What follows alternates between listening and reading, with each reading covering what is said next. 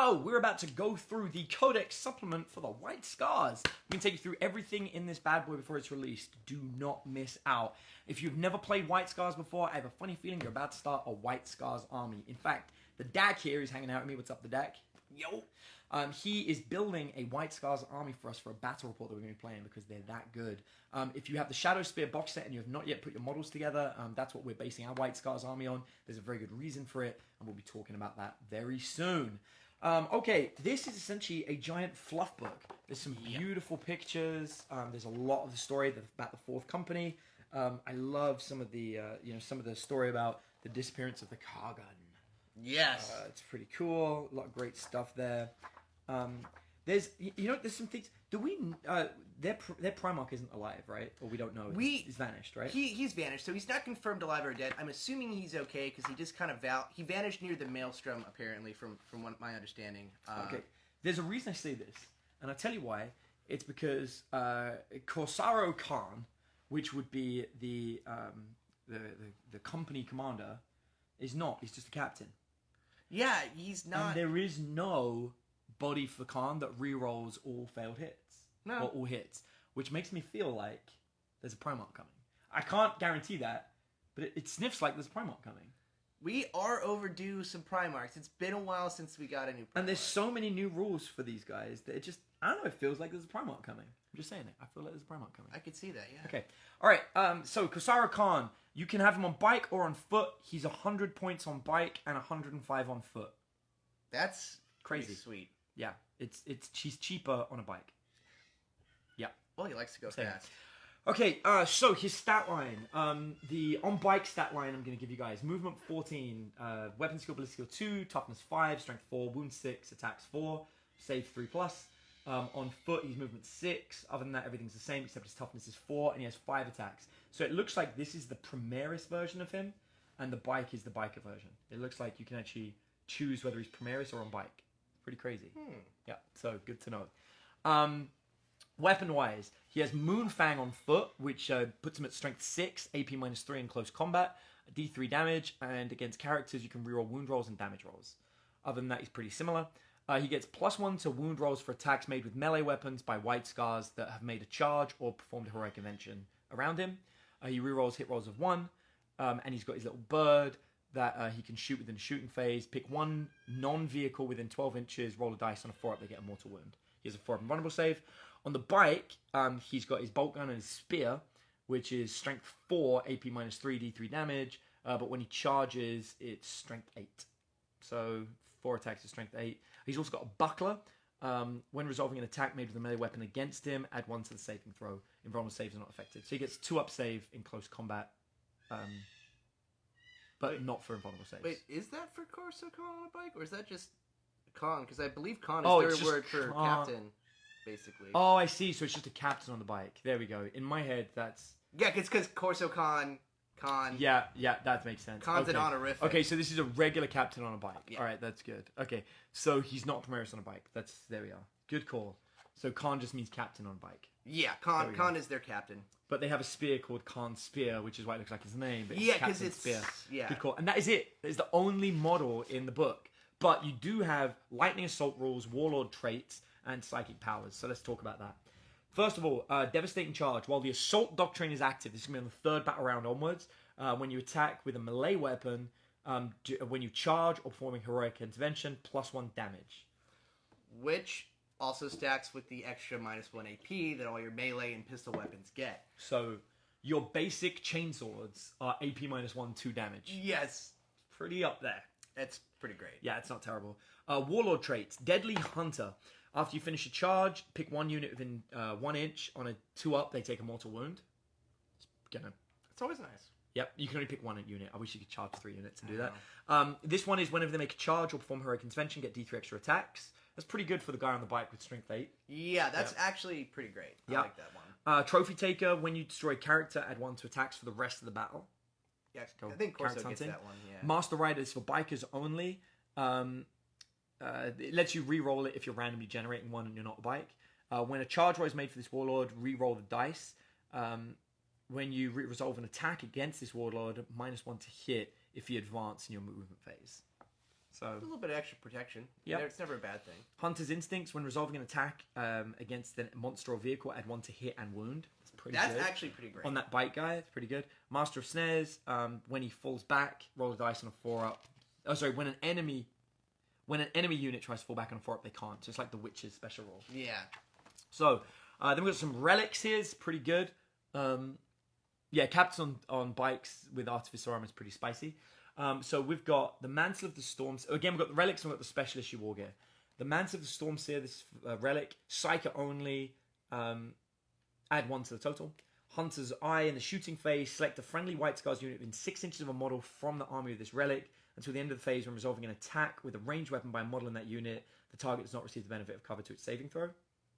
So, never bad. yeah, pretty good. Banner of the Eagle, for an ancient, add 1 to the strength characteristic of models in White Scar units within 6 inches. It's pretty good.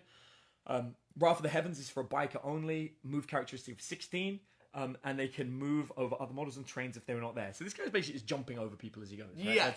Yeah, Scimitar of the Great Khan. It's a power sword replacement, and it's +1 strength, AP -3, 2 damage, and wound rolls of 6 have damage characteristic of 4. Plume of the Plains Runner. Advances and charge rolls made for White Scars in 6 inches model add 1 to the result. I can see people using that. I like that one. And the Glaive of Vengeance replaces the Khan's Spear. It's always a ×2 strength. So that's actually pretty good if you're going to go with a biker character that kicks butt. Then the special issue war gear, we've got the Adamantine Mantle, 5-up to ignore the wound, Artificer Armor, 2-up and 5-up, Mastercrafted Weapon, +1 damage. Oh, these look the same all the way through, actually. It's really similar. It changes over here. Yeah, this pistol's different. Replaces the bolt pistol or heavy bolt pistol. It becomes pistol 5, strength 4, AP -1. Head Taker's Trophies, -1 for leadership for enemy models within 6 inches. Storm Wrath bolts. Pick 1 bolt weapon. When they fire, they can fire a Storm Wrath bolt. Only 1 attack, but it's strength 7, AP -1, and if it's a monster, it does D6 damage. Which is kind of cool. And then Cyber Eagle Helm. When resolving an Overwatch attack by a model in friendly unit within 6 inches, 5s and 6s hit. So it's all pretty good stuff. We might have some viable Terminators out of White Scars with some Phobos tech. Yeah, it's possible. Okay. Now we're going to look at special rules. Born in the Saddle, stratagems. 1 command point. White Scars bikers can advance and still shoot. So that's pretty good. Your rapid fire bolt guns. Yep. Always nice. Butchered Quarry. When an enemy unit falls back, before it moves, pick 1 White Scar unit, and it can make an attack with melee weapons against the unit as if it was in 1 inches. So if the enemy unit is not destroyed, and it then makes its fallback move, but after it's moved, every model in this unit can move up to 3 inches, but cannot move within 1 inch. Yeah. So that's pretty good. So you get to kind of follow up and kind of close that distance attack a little again and more. follow up. It's a pretty good roll. Wind Swift. Use it in the movement phase after your White Scars unit moves. You can move a second time, but you can only advance for either one of them, not both. And you can't shoot, charge, or use psychic powers. Ride Hard, Ride Fast. 1 command point. Use it when you advance until the start of your next movement phase. When you attack with a ranged weapon. When against that unit, subtract 1 from the hit roll. Okay, so I think this is trying to say when your opponent makes an attack against you, they take -1. Yeah. Because you advanced. It doesn't word it very well, but that's what it says. Use this strategy. Lightning Debarkation, 1 command point. Any transport that doesn't have the flyer, you can disembark after it moves, but you can't charge. So that's pretty good. It's one of the ones that we've been after for a while. Yes. Khan's Champion. Pick a White Scars model with the word Sergeant. They can have one of the relics. We know that one from before. Hunter's Fusillade. White Scars unit advances. Until the end of the turn, heavy weapons and rapid fire weapons are considered as assault weapons. So that's pretty good.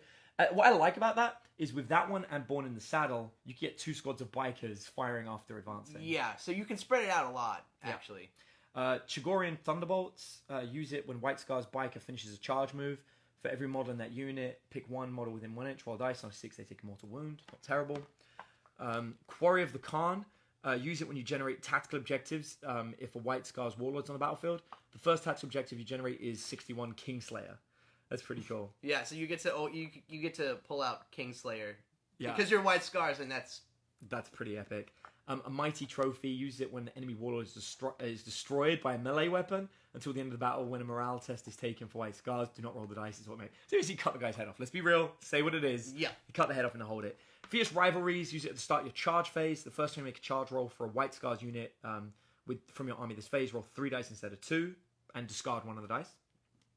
Strike for the heart. Use it when a White Scars unit consolidates. You consolidate D3 plus 3 instead of 3, or D6 plus 6 if you're on a bike, essentially.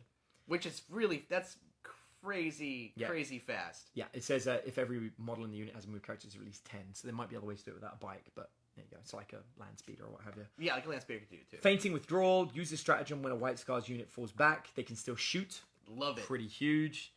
Tempered by wisdom. Use it after nominating a White Scars character that is not a named character to be a warlord. They get 1 extra warlord trait.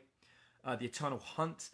If the Assault Doctrine is active until the start of the next round, when resolving an attack made with a pistol or melee weapon, unmodified wound rolls of 6 increase the armor penetration by an additional 1. You can only use this once per battle.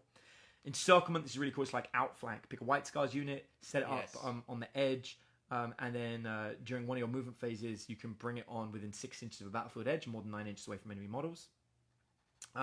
Gift of the Khans. This is the one that enables a successor chapter to take one of the main relics from the core chapter. Yep. And then we're going to finish up with the Storm Speaking Discipline. This is the White Scars psychic powers. Yeah, Richard's getting nuts about White Scars Terminators. Yeah, they're going to be pretty cool. Okay, Blasting Gale has a warp charge value of 7. If you manifest it, pick an enemy unit within 18 inches. Until the start of your next psychic phase, that unit cannot advance. And when a charge roll is made, they roll 1 dice less. Pretty good. Lightning Call, value of 7. The closest unit within 18 inches takes D3 mortal wounds. If they're not destroyed, roll a dice. On a 4 up, they get a mortal wound. Then roll another dice. On a 5 up, they get a mortal wound. Then a 6 up, they get another mortal wound. Ride the Winds, value of 6. Pick a friendly White Scars unit until the start of your next psychic phase. When advance or charge rolls are made, add 2 to the result. Great. Storm Wreath, warp charge value of 6. Pick a friendly White Scars unit within 12 inches until the start of your next psychic phase. Enemy units cannot overwatch that unit. And after that, that's cool because you put it on your unit. Mm-hmm. That's pretty good. And then after you finish a charge, roll a dice for every model in the enemy unit. On a 6, they take a mortal wound. Spirit of Chorgris, value of 6. Pick an enemy unit within 18 inches invisible to the Psyker until the start of your next psychic phase. Subtract 1 from the leadership characteristic of models, and -1 from hits. That's pretty good. Always and nice. Eye of the Storm has a warp charge value of 6. Roll 1d6 for each enemy unit within 12 inches of the Psyker. Add 1 to the result if it can fly. On a 4 up, they take a mortal wound. I really like the way a lot of this stacks up, because remember, you have Outflank, then you have like Ride the Winds with that Warlord really trait. Strong against flyers. 3 up to force mortal wounds on flyers. That's always nice, actually. That is pretty That's really good. If someone's got a big unit of flyers like jump packs, yeah, and on a 3 up, they will take a mortal wound. You could wipe out an entire squad of jump packs like raptors. That would be brutal. 5 raptors, roll 5 dice. Every 3 up is a dead raptor. That's true. Though I like the idea of being able to add like stacking things to add. What was it? It would be like 3, so like you can outflank, and then you would add 3 to the charge with the Warlord trait stacked with that psychic power, so you have that squad of bikes that will almost certainly make it into combat. Yeah, this is amazing. Rich says, Ride the Winds is really critical. White Scars strikes me as a competitive army. I don't disagree. So there you have it. They are the 3 new supplements we've got out to you. Check them out. These things are amazing. We're really excited. We've got a battle report coming out soon. We're going to have the White Scars going up against the Ultramarines. Watch out for that. Thanks for watching.